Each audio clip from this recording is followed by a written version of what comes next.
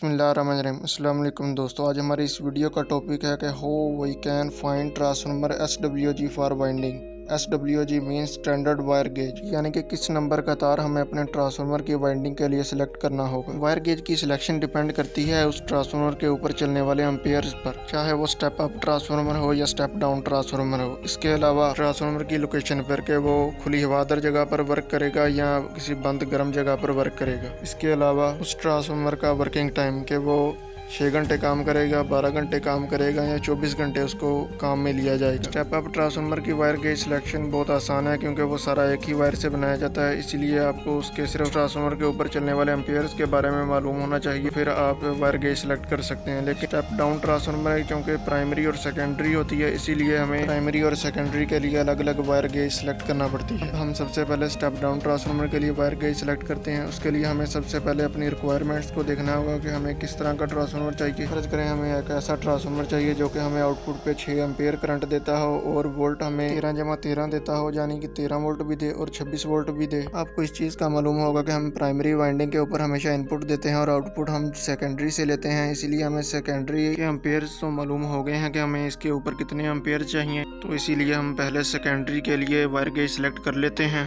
ये SWG chart मैं आपके साथ शेयर कर रहा हूँ, ये आपको इंटरनेट से भी मिल जाएगा, आप यहाँ से भी स्क्रीनशॉट ले सकते हैं। इस चार्ट के अंदर आपको स्टैंडर्ड वायर गेज मिलीमीटर और स्क्वायर मिलीमीटर और इसके अलावा अम्पेयर्स दिए गए हैं कि कौन सा नंबर का वायर साइज कितने अम्पेयर लोड बर्दाश्त कर सकेगा।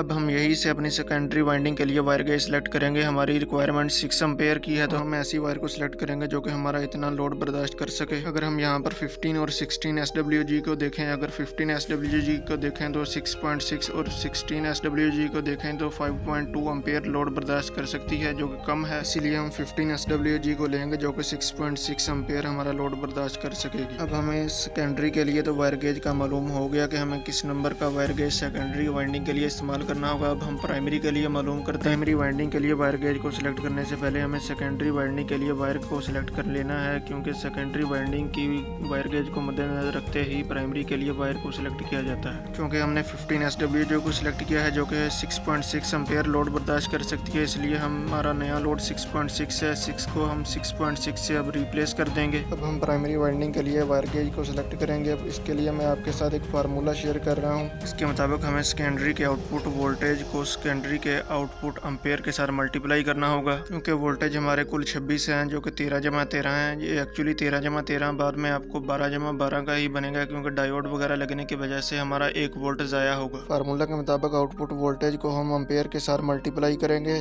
तो हमारा जो आंस आएगा उस आंस को हम प्राइमरी इनपुट जो कि 220 वोल्ट है, जो कि हमारे घरों में पावर सप्लाई आती है, उसके साथ डिवाइड कर देंगे। इसका आंसर 0.78 आया है। ये 0.78 प्राइमरी वाइंडिंग के एम्पेयर्स हैं। अब हमें प्राइमरी वाइंडिंग के एम्पेयर्स मालूम हो गए हैं। अब हम इसके लिए वायर गेज सेलेक्ट करेंगे। तो अब हम दोबारा स्टैंडर्ड वायर गेज चार्ट से इसके लिए वायर गेज का सिलेक्शन करेंगे। हमारा आंसर क्योंकि 0.78 एम्पेयर आया है, 0.78 एम्पेयर 780 मिली एम्पेयर बनते हैं। एक एम्पेयर के अंदर 1000 मिली एम्पेयर होते हैं। अब हम यहाँ पर 24 SWG को देखें जो कि 0.8 जो कि 800 मिली एम्पेयर बनता है और 25 जो कि 0.6 600 मिली एम्पेयर बनता है, जो कि कम है, इसलिए हम 0.8 जो कि 800 मिली एम्पेयर बनता है ज़्यादा है, इसे हम प्राइमरी वायर गेज के तौर पर ले लेंगे। तो इस तरह से हम अपने ट्रांसफार्मर की प्राइमरी और सेकेंडरी के लिए वायर गेज की सिलेक्शन कर सकते हैं। यहाँ पर मैं आपके साथ एक टेक्निक शेयर करना चाहूँगा जिसकी मदद से आप इसी ट्रांसफार्मर से एम्पेयर डबल ले सकते हैं, यानी 6.6 एम्पेयर की जगह हम इससे 13.2 एम्पेयर ले सकते हैं। लेकिन इससे हमें वोल्टेज हमारे हाफ मिलेंगे, 26 की जगह हमें 13 वोल्टेज ही मिल सकेंगे। इसका तरीका यह है कि हमें अपने ट्रांसफार्मर के पहले और आखिरी सिरे को डायोड की मदद से जोड़ना है। याद रहे कि ये डायोड की मदद से ही जोड़ना, डायोड के बगैर पहले नहीं जोड़ना, वरना आपका ट्रांसफार्मर शॉर्ट हो जाएगा। इसका तरीका यह है कि आपने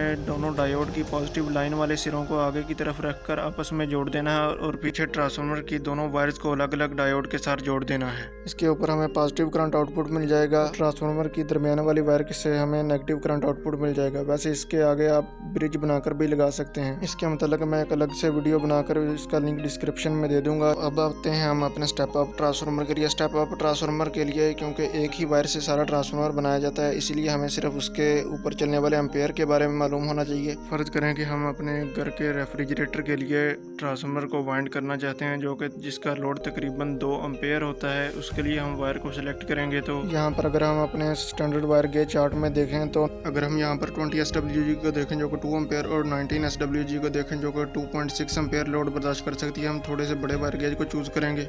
और आमतौर पर घरों के रेफ्रिजरेटर के ट्रांसफार्मर को 19 नंबर की वायर से ही वाइंड किया जाता है। यहाँ पर इस बात को जहन में ज़रूर रखेंगे, इस वायर नंबर को हम रेफ्रिजरेटर के लिए 24 घंटे यूज़ के लिए सिलेक्ट किया जाता है, लेकिन रियल में हमारा रेफ्रिजरेटर 24 घंटे वर्क नहीं करता। यानी कि एक बार रेफ्रिजरेटर अपनी कूलिंग को पूरी करने के बाद ट्रिप हो जाता है, जिसकी मदद से ट्रांसफार्मर को रेस्ट मिल जाती है। यानी कि उसके अंदर वोल्टेज तो होते हैं लेकिन उसके ऊपर से लोड खत्म हो जाता है। यानी कि अगर हमें इसको 24 घंटे रियल में यूज़ में लेना हो तो हमें इसके लिए थोड़े से मोटे नंबर का वायर गेज चूज करना पड़ सकता है। इसके अलावा जितने लोड के ऊपर हमें उस ट्रांसफार्मर को चलाना है उससे ज़्यादा ही मोटे नंबर का वायर गेज सिलेक्ट करें ताकि ट्रांसफार्मर के जलने का खतरा कम हो। इसके अलावा अगर हमें किसी हीट वाली जगह के ऊपर ट्रांसफार्मर को यूज़ में लेना है तो इसके लिए हमें थोड़ी सी मोटी नंबर की वायर गेज को सिलेक्ट करना होगा। इसके अलावा हमें कॉपर की क्वालिटी को भी मद्देनजर रखना होगा, और अगर हम सिल्वर में वाइंड कर रहे हो तो हमें इसके लिए भी वायर गेज को बढ़ाना होगा। इस तरह ट्रांसफार्मर का टर्न पर वोल्ट किस तरह निकाला जाता है और ट्रांसफार्मर के लिए बोबिन किस साइज का चूज करना चाहिए, इसके मतलब मैं अलग से वीडियो बनाकर डिस्क्रिप्शन में लिंक दे दूंगा। अब के लिए इतना ही है। अगर वीडियो पसंद आई हो तो वीडियो को लाइक करें, कमेंट करें और चैनल को सब्सक्राइब करें। मिलेंगे किसी नेक्स्ट वीडियो में। अल्लाह हाफिज़।